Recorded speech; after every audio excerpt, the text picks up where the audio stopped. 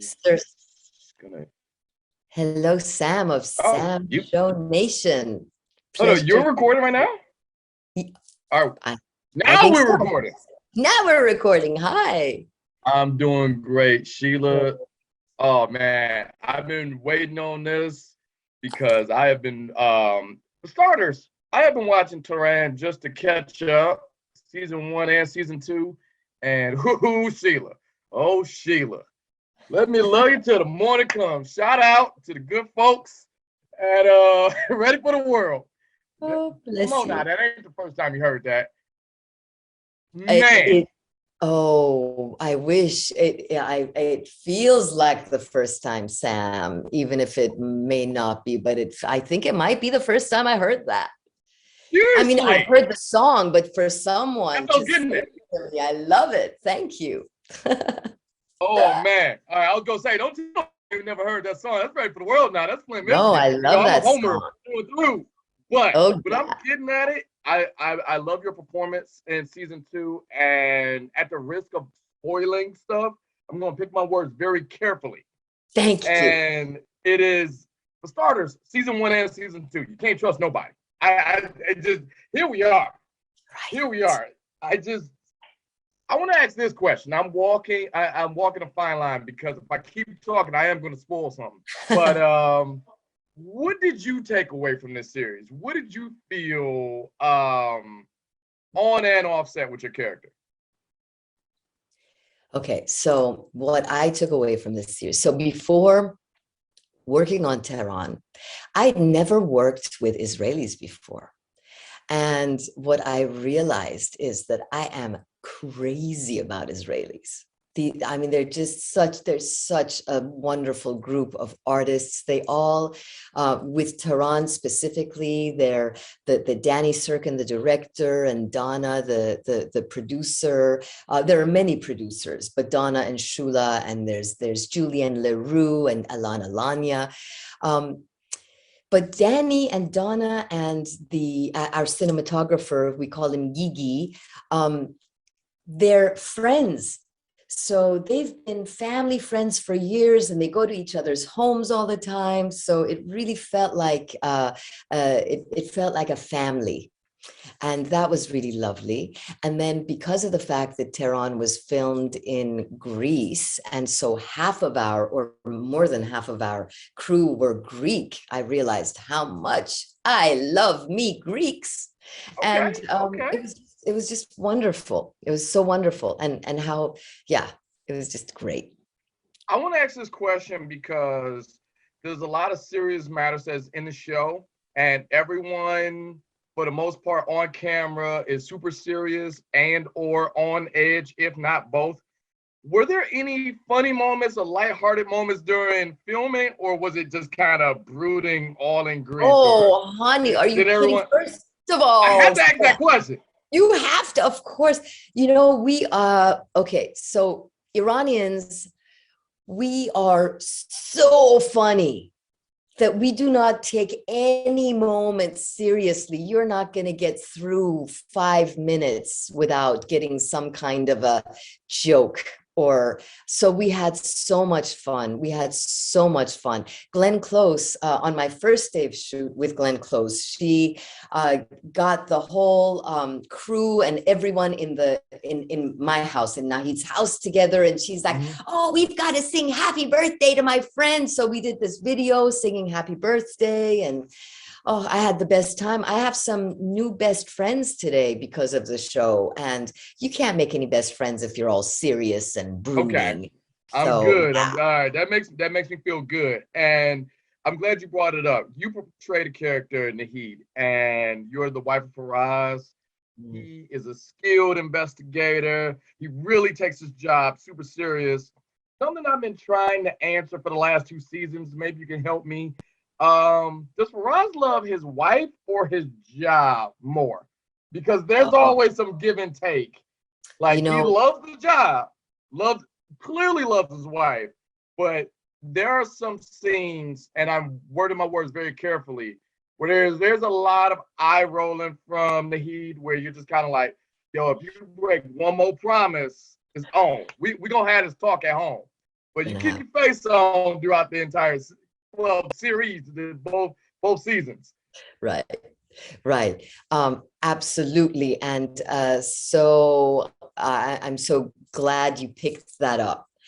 The Faraz is crazy about his wife. His wife is his life. However, Faraz's character, and I'm sure that the Israelis who wrote this character didn't realize this, but for us Iranians, his character is based on this mythological character that we have. His name is Rustam. And Rustam was a warrior thousands of years ago, and he was a warrior, and he had devoted his life to the king. And why? Not because the king is a man, but because the king, it's what the king represented. The king represented the happiness, health, and thriving of the women and children and people of that nation. So Rostam, as a warrior, devoted his life to that nation and was incredibly loyal to his king, so much so that he ends up killing his own son, because his own son goes and works, becomes the general of another nation, and Rustam doesn't know that it's his son, and he kills him, and he finds that, and it kills him inside when he finds out that he just killed his son. However, he is so loyal to his nation and to his king that even had he known that was his son, he would have fought him because of his loyalty and his morality, and that what he's working for. So Faraz is caught in the same situation where he needs to keep his nation safe from what to him are intruders that are going to come in and harm his nation and harm the women and children and people that he is protecting. But at the same time, there's his wife, who is his life. But it's a tough situation to be in. It is. And I run the risk of spoiling. I know, but there is this one part in season one, and I know I'm coming off super fanboy because I am. But this is part of season one where when she got kidnapped, and this could be the last time. Well, I'm trying to separate the art from the artist, but like you're talking to him, this is going to be like the last time you can possibly talk to him, and he still didn't break. You asked him to sing a song, and he was like, "Nah, I'm good." He said, "He's like, nah, we good." Then you end up singing a song, which actually did more harm than good. Without spoiling, I'm trying to word it right, but he still didn't break. But the love was there because it was like, even though he didn't do what you said he was going to do, or what you requested, he wanted to so bad, but not do it. And you were just like, oh, I know my husband. Yeah, I kind of saw this coming. And then you do, man. Yeah, right. Can you tell me a little bit about that? I know we run the risk of spoiling it. I Apple know. TV gang, but it's a fine line to talk about this scene without spoiling why you're there in the first place. And you know what killed me was, and this was something that me as the actor playing the character didn't know, that song, the said song that I sang to him. Yep. That I was being manipulated to sing that song. That's what I didn't want to talk about. I didn't want to talk about it. But I'm so glad that you got that, because I didn't even get it as an actor, and I'd read the script. So in reading the script, right, I've read it backwards and forwards, preparing for it. And I didn't get that was a manipulation until the director told me, guess what? Guess who just manipulated you? And I was like, wow. When you watch that scene, go ahead.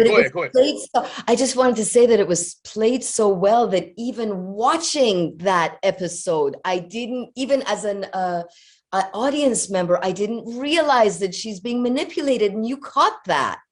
Yeah, Sam, that's amazing. You're in it. You're acting, and well, to the benefit of everyone else watching, we get a chance to sit back like, oh no, don't do it. Right. And then when you did, it was like, oh goodness. Yeah. And you, all right. First of all, I'm hooked. You already caught me with this, but shout out Apple TV gang. I want to give a nice little mention to Little America. Also Oh, co-starring thank you. Sean Toon, who I gotta be is your TV husband over several series. I Um, know. Shout I out to know. Sean.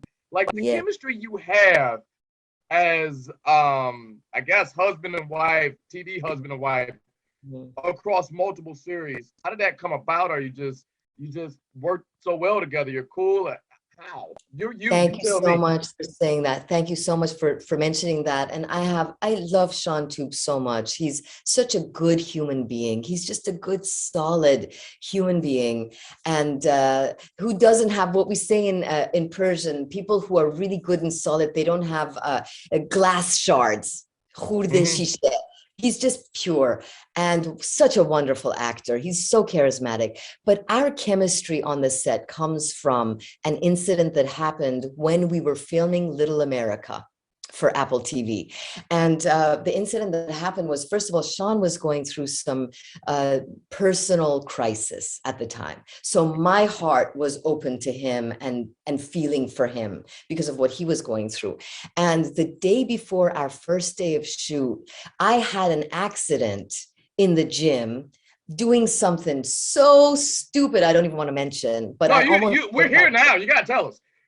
I was on this the elliptical machine that I never get on, and suddenly I picked my right foot up and started going up and down with it, and it got caught, and it went crunch, and I Oh, heard the bones go crunch, and there was this wonderful man, and he was a trainer. He was and he was in the gym. He was this African American guy, and he picked me up and he took me to my room, and he and I have become really close friends since.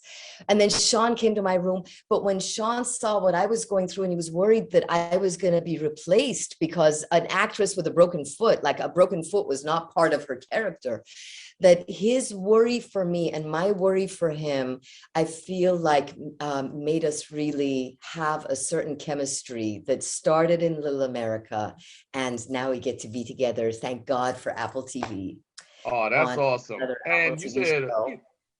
that's awesome. And how you say a broken foot? Well, how the show went back.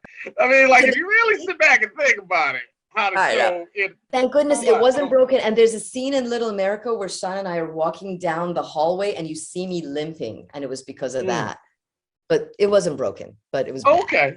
All right. Just saying. It's like now I'm looking at Tehran where I'm just kind of like, you had a broken foot then. Yeah. Well, um, but in season two, you kind of mentioned this too. You spend a good chunk of time with Glenn Close, who's new to Yeah. season two, and I want to say you don't flinch. And there is some moments, and again, picking my words very carefully, where it is intense between you two. Two is like dueling actresses going off. Just I did a little homework. You attended the Ruskin School of Acting, and you learned under John Ruskin as well as Sir Anthony Hopkins. So was that something like, okay, I know what it is to be around the best. I'm not going to flinch. And is that what it is? Or is it just kind of like you got caught up in the role? Sam, I love the questions you ask because you are so connected to what I was going through. I had to prepare for that role. So in all I had a long time of preparing for it, and I have this my friend who helps me. Hitoshi is his name, and he like coaches me, and he found all these YouTube videos about PTSD and the problems that I got you. I was going through. But the whole time that I was preparing for the role, Sam, I was terrified that I'm going to be doing this with Glenn Close, who I hadn't met yet. So I had no idea what she was going to give me, and I was just prepared for anything that she was going to give me. But it was so nerve-wracking because she's so good. She's an icon. She is a god of acting, and she's also, she has such a strong sense of self, and me as Sheila, I have like no sense of self. So I just You could have So fooled I me was so glad. Thank you. because the first scene you two were in was super intense. Thank You you. did not, I'm wording it right. You did not ask her to come over your house. You just, this was all about a request. And it was just sort of like, okay, you're the stranger in my house and you're going to quote unquote help me bring it. And that's how I got it from that. That was all So preparation, honey. That was all preparation. If I hadn't have been as prepared as I was, I would have been a jellyfish on the ground in front of Glenn Close. now, hold on, wait. I'm glad you talked about this. You kind of touched on this a little bit. I want to read a little bit of my homework. And you talk about preparation. That's good. Where you talked about, for starters, speaking of other actors or actresses, you're the founder of an LA-based group, the Twerker's Heart Yeah. Productions.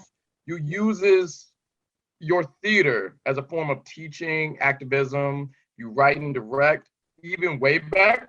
Well, I want to say that right. You are a graduate at UCLA.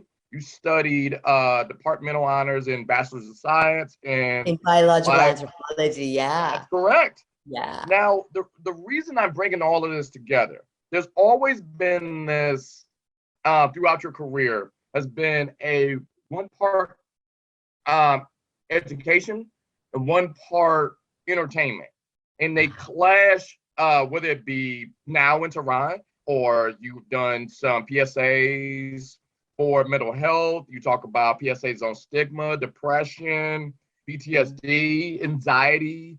So, Mhm. where do you feel it was important to mix the worlds of those two throughout your career? Or is it just kind of a happy accident that just happens a lot over and over and over again? I think it's a happy accident, but I also really believe in the power of the human mind. So I have a feeling that you're so, and by the way, Sam, thank you, because you're getting me to think right now, because you're right. I mean, What's that? there's no, there is, me doing all the work with the Los Angeles Department of Mental Health and the PSAs about PTSD and depression, and then suddenly a role comes to me.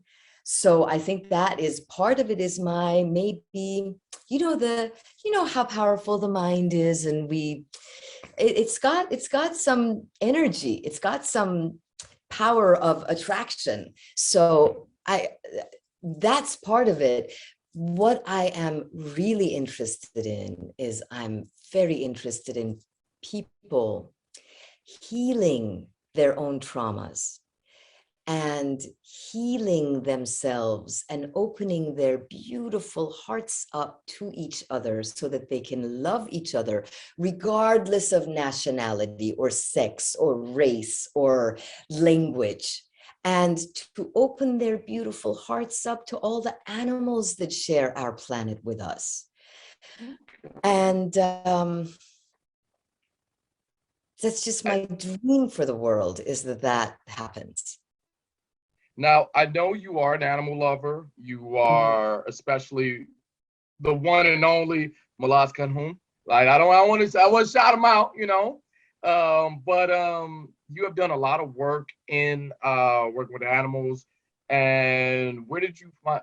Is that a peaceful thing? Because sometimes it's just sort of like it's cool to always have a friend around, whether it be pet or what have you. But is it just sort of something you just gravitated towards, or did it just take like fish to water? Was it something just instant?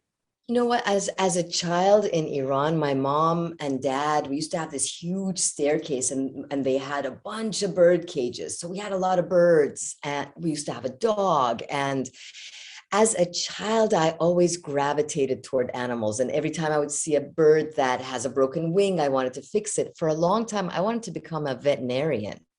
So I Hmm. actually volunteered. There's a place in Tahanga called the Wildlife Waste Station.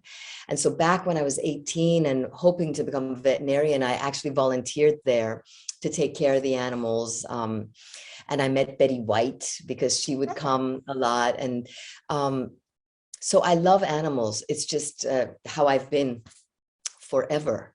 And I love people, and I want the world to be a world that is safe for people and for animals to live out their lives, and Yeah. Okay. So, We like doing the this. environment's important to me. We like doing this segment on the podcast where we took a deep dive in you on the internet. And I got some questions where it was like things I read on the internet, and you tell me if they're true or just someone made up. But things I Mhm. read on the internet as an early aspiring stand-up comic.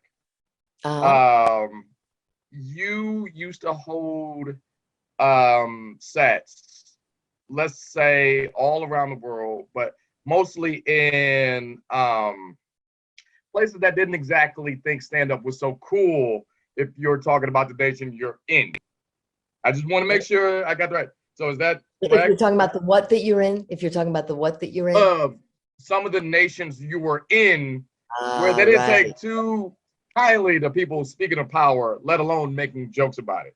Is that true, Right. false? Oh yeah. It's so okay. I did stand-up comedy one time in front of 1,000 people at the Palace of Fine Arts in San Francisco. And it was called the Soul Festival. Soul in Farsi means peace. So it was a festival of peace, and um, it was created. It was like we brought a bunch of musicians together, and I was the host with a friend of mine, Mariam Sayad. We both were the hostesses of the night, and then I did 20 minutes of stand-up. And the whole point of this festival was to show non-Iranians that we're funny people. We are artists, we're musicians, we're funny, we're not the images that they see of Iran on the television set. Not to say that some of those images are not true, that yes, I mean, the Iranians in Iran are living under conditions that they shouldn't be living under. I don't want to go more into that right now, but it's for 40 years they've been living under a government that does not believe in human rights, and they believe in only one form of religion and only their form of religion, and you're not allowed to proselytize or really practice many other beautiful religions because of the government's hold on and their control. And they prosecute and they execute and they incarcerate people of different belief systems. So some of it is true, but the majority of Iranians, the millions and millions and millions of Iranians were funny people. And, they're people that love poetry and art and are hilariously funny. So that was what that stand-up comedy was about, to say, hey, don't be afraid of us, we're funny. Okay. Something else I read on the internet. You're the voice of Farsi in Rosetta Stone. So if I went to Best Buy is that true? That's true? Yes, that's true. So if I went to Best Buy right now, just pull it off the counter, pull it off the shelf, it's your voice if I wanted to learn. My voice. Okay. Yeah. There's 2 women and 2 men. I'm one of the women. And so you'll hear me say, Salam, halet chetore. And then you'll repeat, and then you'll speak Farsi. Is that like essentially reading the dictionary? Like getting ready for that role? Getting ready for the role of Nahid? Or no, I mean doing the role for Rosetta Stone. Oh, is it like Rosetta. Is it you're essentially reading the dictionary hoping we learn? No. Oh gosh, that would be one boring language program. No, it's from what I remember, it was a few years ago. They would just have me do different words and then different phrases and then different sentences. So, you get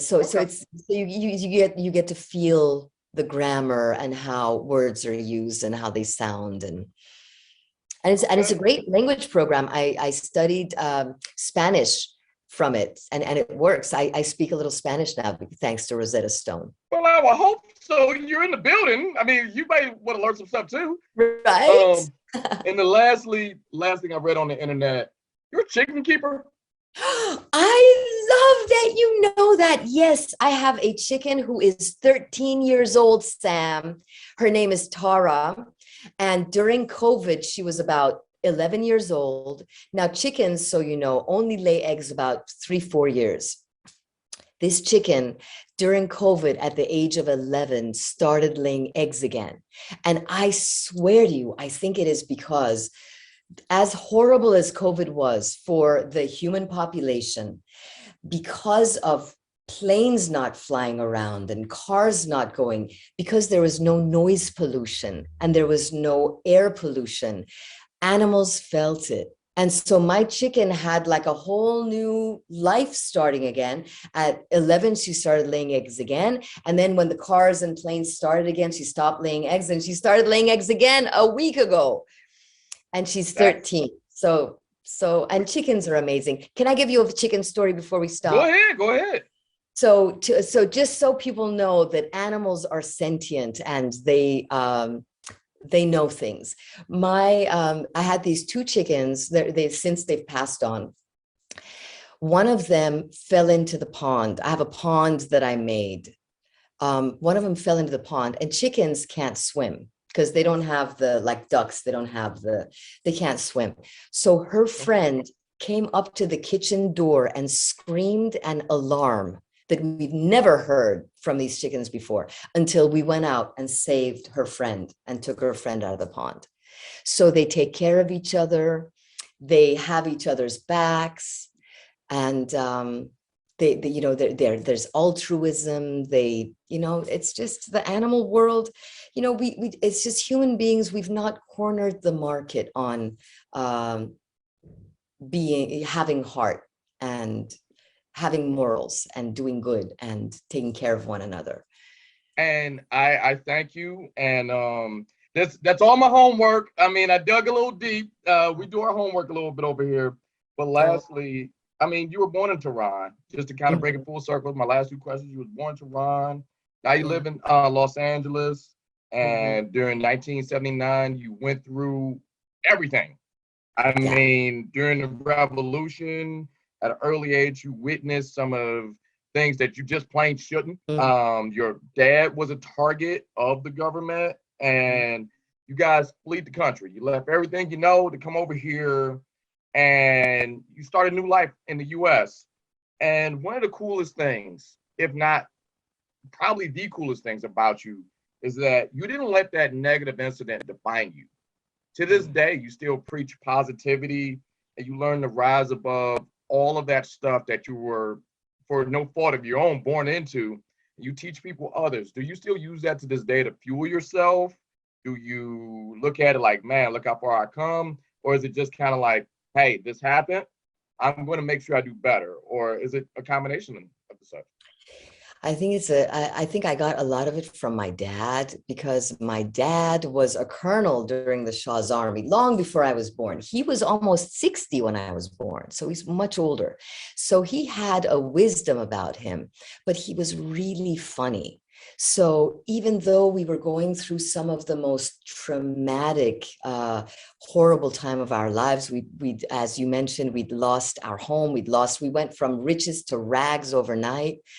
But because of the fact that he was so funny and we would joke around all the time, and it was that spirit of humor that kept us human and kept us looking forward to the future, and kept us from letting the trauma that was happening destroy our lives. Although that said, I must say that for my dad, the last 20 years of his life was really tough, because he had built an empire. He built schools for kids who didn't have, who couldn't afford to go to schools. He built hospitals for people who couldn't afford to go to the hospital, free hospitals, free schools. He'd done so much for Tehran, and to see, suddenly a new group of people come to power that wanted lots of power and wanted to execute him and said a lot of, untrue things about him just to be able to kill him, which, thank God, we happened to be in the US. They took everything. They took all our land, everything we had. We survived, and but it was because of humor. It was because of humor and love of family that I'm able to be a person today that I take good care of my friends and family and make people laugh. And And, you know, it's important for me to help people who are going through traumatic experiences, or people who have had trauma in their past, to look at their trauma so their trauma doesn't sabotage their lives. So yeah, that's all because of my wonderful dad who passed away in 1999. Man, he taught you a lot. And one of the things this is my last question. We're getting against it, I know, but you've done so much. I love watching you. I can't wait to watch next week, season 2. I have no idea what you're gonna do, because I gotta ask, out of everything you've done, what advice would you give to someone who's aspiring to just do what you do, whether it be acting, whether it be stand-up, whether it be just living in the world of positivity when there's so much negativity? What advice would you give them? I know it's an open-ended question. No, do the work is the best advice I can give. So if you're someone who wants to do stand-up, find a place that has an open mic and keep going. Live for the work. Don't worry if you have some hecklers in the audience, or if someone says, you're not funny. Don't listen to that. If you love focus on your love of the work, because your love of the work is going to force you to do the work again and again and again, whether it's stand-up, whether it's acting, going to acting class. And let's say, do you know that when I first started off at the Ruskin School of Acting, John Ruskin one day told me, right after a scene I did, "You make me want to throw up." That's what he said. And he was right. What I was doing was vomitous. It was bad. But I love the work so much that you just have to keep going at it, and don't stop, especially in the art world, especially in acting and stand-up. This is one of those fields that it's just a matter of time before you make it.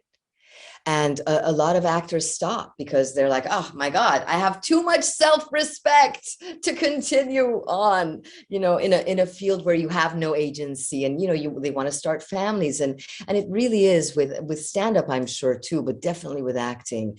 It's one of those fields where you don't get to spend a whole lot of time with your family, because every single job that comes to you, you have to do a ton of work and preparation and research for.